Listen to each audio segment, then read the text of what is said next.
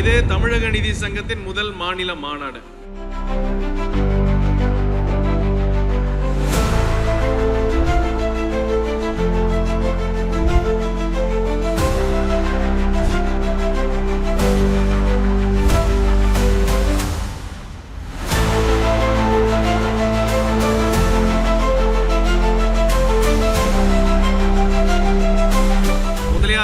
ஒரு வட மாவட்டத்துல இந்த மாதிரி ஒரு மாநில மாநாடு நடத்தி கிட்டத்தட்ட 30 வருஷம் ஆயிப்போச்சு.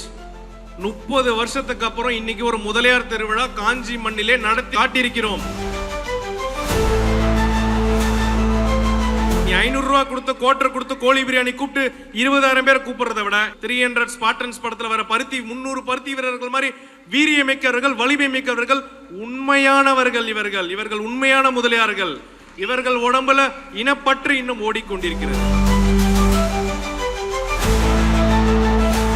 அதன் பிறகு ஒரு நாள் எனக்கு ஒரு போன் வருது. இதெல்லாம் தயவு செய்து கேளுங்க. இது ரொம்ப சுவாரஸ்யமான ஒரு கதை. நீங்க லோகநாத முதலியார்களுக்காக யூடியூப்ல போட்ட வீடியோல அந்த வெளியில போட்டிருக்கிறீங்களே ஒரு தம்ப்நெயில், அந்த காரம் 1, அந்த நம்பர் 1 அப்படின்னு அவர் சொல்றாரு. எனக்கு ஆச்சரியம். அந்த கார்லாம் நாங்கள் போடலேன்னு சொல்லிட்டு நவீன் கிட்ட கேட்டேன். எப்பா என்னப்பா கார் போட்டீங்க? தம்ப்நெயில்ல ஒருத்தர் எனக்கு ஃபோன் பண்ணி தூத்துக்குடியிலேருந்து பேசுறாரு. போயிட்டு கம்முன்னு ப்ரேயர் பண்ணி உட்காந்துட்டேன். ஒரு நல்ல ஒரு பாசிட்டிவ் வைப்ரேஷன். உடனே ஒரு அம்மா எனக்கு பிரசாதம் கொடுக்குறாங்க. யாரான்னு பார்த்தா லோகநாத முதலியாரோட பேத்தி, கொல்லு பேத்தி, எல்லி பேத்தி. இதெல்லாம் பயங்கர ஆச்சரியம், மேஜிக்காக இருக்குது. அதுக்கப்புறம் நான் வந்துட்டேன். அதுக்கப்புறம் சங்கம் கையிலேயே பிடிக்காத அளவுக்கு ரெக்க கட்டி பறக்குது.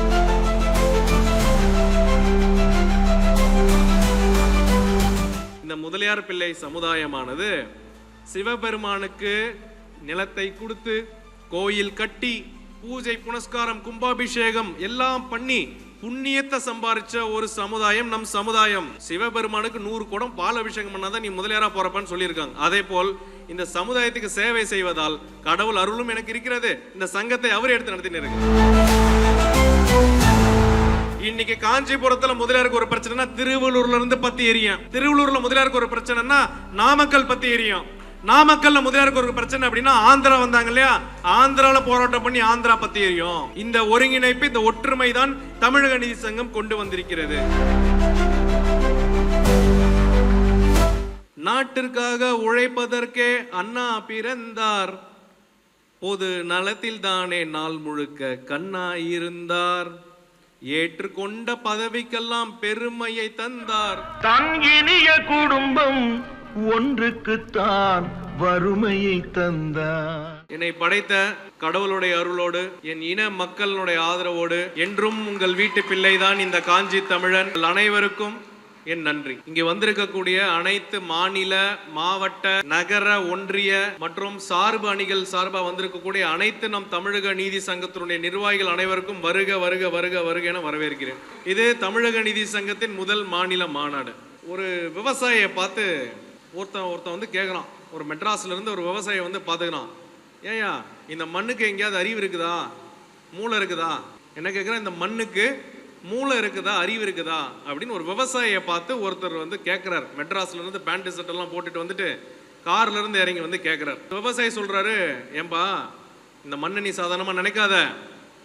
இந்த மண்ணுல நீ சாணியை போட்டா மக்கிடும், குப்பையை போட்டா மக்கிடும், அழுகி போன தக்காளி வெங்காயத்தை போட்டா மக்கிடும், ஆனா விதைய போட்டா வளரும். இந்த மண்ணுக்கு மூளை இல்ல, அனைத்துமே இருக்கிறது. அந்த மண் தான் என் இனம் மக்கள், முதலியார் மக்கள் நீங்கள். அந்த விதைதான் தமிழக நீதி சங்கம். கரெக்டா? இந்த மண்ணுக்கு தெரிஞ்சிருக்கு இது குப்பையா, இது சாணியா, அதனாலதான் மக்கி போச்சு. ஆனா இன்னைக்கு தமிழ்நாட்டுல, இந்தியாவுல 1 ரூபா மக்களுக்கு கொடுக்காம போக்குவரத்து வசதி கூட செய்யாம இன்னைக்கு ஒரு 2000 பேர் மக்கள் வந்திருக்காங்கன்னா இது இனப்பற்று, இது முதலியார் பற்று, இது தமிழக நீதி சங்கத்தின் படை, இது காஞ்சி தமிழின் படை. கரெக்டா? சொல்லுங்க. முதலியார்கள் வாழ்க, வாழ்க முதலியார்கள், வளர்க நம் இன ஒற்றுமை, இனமே எழு, ஒற்றுமை பேரு. முதலியார்களுக்கு ஒரு வட மாவட்டத்துல இந்த மாதிரி ஒரு மாநில மாநாடு நடத்தி கிட்டத்தட்ட 30 வருஷம் ஆயிப்போச்சு. 30 வருஷத்துக்கு அப்புறம் இன்னைக்கு ஒரு முதலியார் திருவிழா காஞ்சி மண்ணிலே நடத்தி காட்டியிருக்கிறோம். நிறைய பேர் நினைச்சாங்க நம்ம மாநாடு முதல்ல போடும் பொழுது இந்த மாநாடை எப்படி நடத்த விடாம பண்றதுக்கு அனைத்து சதிவேலைகளும் செய்தார்கள். வெட்ட வெளியில தான் மாநாடு போடணும்னு நினைச்சோம். பொருளாதாரம் இல்லை. எங்க சங்கத்தில் நாங்கள் யார்கிட்டயுமே டொனேஷன் வாங்கினதே கிடையாது. இந்த மாநில மாநாட்டுக்காக தான் நாங்கள் உங்ககிட்ட உதவிகளே கேட்க ஆரம்பித்தோம். மாநாடு நடக்குமா நடக்காதா, நம்ம இன்னைக்கு சும்மா தூங்கிட்டு இருந்தவங்க கூட இப்போ என்ன பண்ணிட்டான், நம்ம மாநாடு போட்ட உடனே அதே தேதியிலேயே மாநாடு, இங்கே ஒரு மாநாடு அங்கே ஒரு மாநாடு. ஏங்க இவ்வளோ நாள் எங்கெங்க போயிருந்தீங்க? சரி இப்போவாது மாநாடு போடுறீங்களே அதனால சந்தோஷம் சொல்லிட்டு அவங்களுடைய மாநாடை டிஸ்டர்ப் பண்ணக்கூடாதுன்றதுக்காக தான் நான் தள்ளி போட்டேன். பயந்து இல்லை. சரி பாவம் போட்டுட்டு போகிறாங்க, அவங்களுக்கு எப்படியா இருந்தாலும் கூட்டம் வரப்போறது இல்லை பாவம். இன்னைக்கு மாநில மாநாடை காஞ்சி மண்ணிலே நடத்தி காட்டியிருக்கிறோம். மக்கள் தன்னிச்சையாக வந்திருக்கிறார்கள். அரசாங்கமும் உளவுத்துறையும் நம்மளை தான் பார்த்துக்கிட்டு இருக்கிறாங்க. இங்க வந்திருக்கிற 2000 பேர் சாதாரண 2000 பேர் கிடையாது. 2 லட்சம் பேருக்கு சமமானவர்கள். 2 லட்சம் பேருக்கு சமமானவர்கள். நீ 500 ரூபா கொடுத்து கோட்டர் கொடுத்து கோழி பிரியாணி கூப்பிட்டு 20,000 பேர் கூப்பிடுறதை விட 300 ஸ்பார்டன்ஸ் படத்துல வர 300 பருத்தி வீரர்கள் மாதிரி வீரியமிக்கவர்கள், வலிமை மிக்கவர்கள், உண்மையானவர்கள். இவர்கள் உண்மையான முதலியார்கள். இவர்கள் உடம்புல இனப்பற்று இன்னும் ஓடிக்கொண்டிருக்கிறது. இந்த சங்கம் எந்த தனிநபருக்கு எதிரான சங்கம் கிடையாது. இந்த சங்கம் எந்த சமுதாயத்துக்கு எதிரான சங்கம் கிடையாது. இந்த சங்கம் எந்த கட்சிக்கும் எதிரான சங்கம் கிடையாது. இந்த சங்கம் அனைவருக்கும் பொதுவான சங்கம். அனைத்து மக்களுடைய முன்னேற்றத்துக்கும் உழைக்க போகிற சங்கம். அனைவருக்கும் பொதுவான ஒரு சங்கம். முதல்ல நான் உங்களுக்கு ஒரு முக்கியமான ஒரு உண்மை சம்பவத்தை நான் சொல்றேன். இதை நீங்க எத்தனை பேர் நம்புறீங்க நம்ப மாட்டீங்கன்னு எனக்கு தெரியாது. கட்டாயம் இதை நம்ப மாட்டீங்க. இது ஒரு உண்மை சம்பவம், என் வாழ்க்கையில் நடந்த சம்பவம். முதல்ல நம்ம இந்த சங்கம் ஆரம்பிச்சதுக்கு அப்புறம் செப்டம்பர் 28 கோயம்பேடுல நம்ம ஒரு மீட்டிங் போட்டோம்.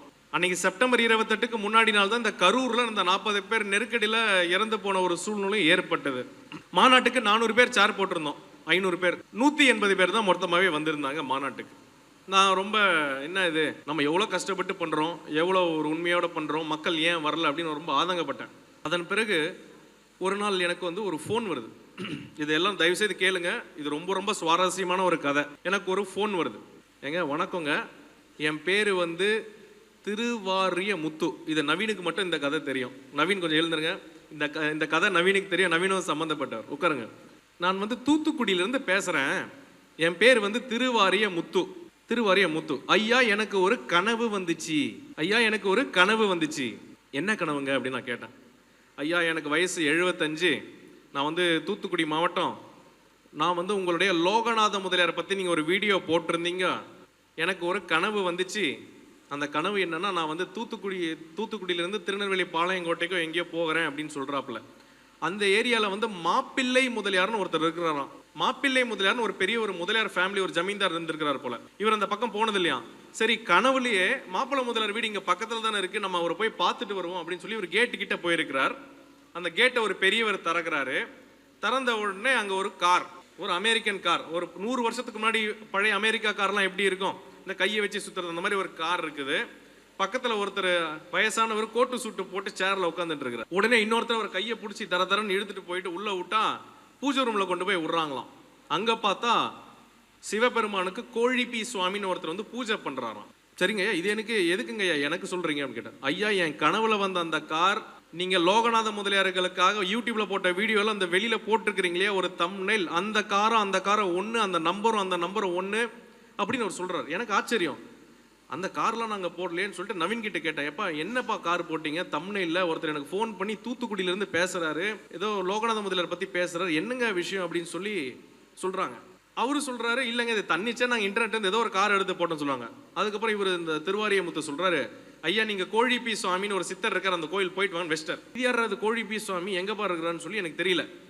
அதன் அப்புறம் இன்டர்நெட்ல சர்ச் பண்ணி பார்க்கும்போது கிண்டியில ஒரு பெட்ரோல் பங்குக்கு பக்கத்தில் எங்கன்னா கிண்டி பிரிட்ஜி மெட்ரோ ஸ்டேஷன் இறங்கின உடனே அங்கே சாய்பாபா கோயில் தான் பெரிய போர்டு இருக்குது. பக்கத்தில் பார்த்தா கோழிப்பி சாமின்னு ஒருத்தர் இருக்கிறார்.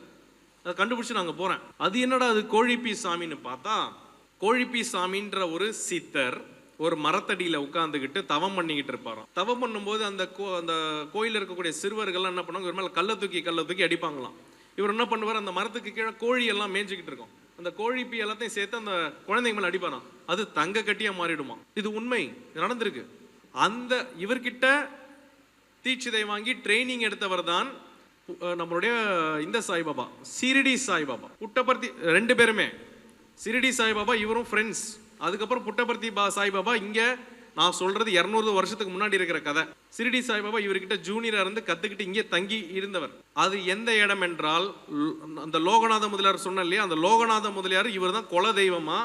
அந்த லேண்டை வந்து ஜீவ சமாதி, நான் இங்கே தான் ஜீவ சமாதி அடைய போகிறேன், இந்த லேண்டை எனக்கு கொடுங்கன்னு சொல்லி கேட்டு அந்த லோகநாத முதலியார் அவர்கள் அந்த லேண்டை வந்து ஜீவ சமாதி அடையதுக்கு சித்தருக்கு கொடுக்குறார். நான் அந்த கோயிலுக்கு போகிறேன், போயிட்டு கம்முன்னு ப்ரேயர் பண்ணி உட்காந்துட்டேன். ஒரு நல்ல ஒரு பாசிட்டிவ் வைப்ரேஷன். உடனே ஒரு அம்மா வந்து எனக்கு பிரசாதம் கொடுக்குறாங்க. யாரான்னு பார்த்தா லோகநாத முதலியாரோட பேத்தி, கொல்லு பேத்தி, எள்ளி பேத்தி. இதெல்லாம் பயங்கர ஆச்சரியம், மேஜிக்காக இருக்குது. அதுக்கப்புறம் நான் வந்துட்டேன். அதுக்கப்புறம் சங்கம் கையிலேயே பிடிக்காத அளவுக்கு ரெக்க கட்டி பறக்குது. இந்த சங்கத்தை நான் நடத்தலை, கடவுள் தான் இந்த சங்கத்தை நடத்தின்னு இருக்கிறார். இது உண்மை.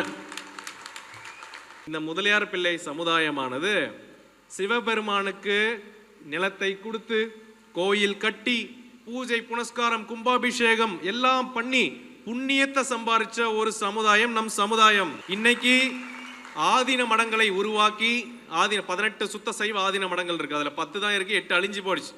ஆதீன மடங்களுக்கு நிலத்தை எழுதி கொடுத்து ஆதீன கர்த்தாவா யார் வர முடியும்? வெள்ளாள முதலியார்கள், வெள்ளாள பிள்ளைமார்கள் வர முடியும். வீரசைவ மடங்களுக்கு செங்குந்த முதலியார்கள் வர முடியும். இதே போல் நம் கடவுளுக்கே அவர் சொல்லுவாங்க, சிவபெருமானுக்கு 100 குடம் பால் அபிஷேகம் பண்ணாதான் நீ முதலியாரா போறப்பான்னு சொல்லியிருக்காங்க. அதே போல் இந்த சமுதாயத்துக்கு சேவை செய்வதால் கடவுள் அருளும் எனக்கு இருக்கிறது. இந்த சங்கத்தை அவர் எடுத்து நடத்தின்னு இருக்கிறார். அதே போல இங்க வந்திருக்கிற சீஃப் கெஸ்ட், இங்க இருக்கிற சீஃப் கெஸ்ட்டை பத்தி நிறைய பேருக்கு சொல்லணும். முக்கியமா தலவாய் அரியநாத முதலியார். தலவாய் அரியநாத முதலியார் ஒரு தொண்டை மண்டல சைவ வேளாள முதலியார். ஒரு 500 வருஷத்துக்கு முன்னாடி விஜயநகர அரசருக்கு போய் அவருக்கு தளபதியா நின்று தமிழ்நாடே கட்டி ஆண்ட ஒரு பேரரசர், ஒரு மாவீரர், ஒரு தலவாய். அவர் தான் மதுரை மீனாட்சியினுடைய 1000 காண்டு மண்டபத்தை கட்டி கும்பாபிஷேகம் பண்ணவர். திருநெல்வேலி நெல்லையப்பர் கோயிலுக்கு கும்பாபிஷேகம் பண்ணி அத்தனையும் செய்தவர்.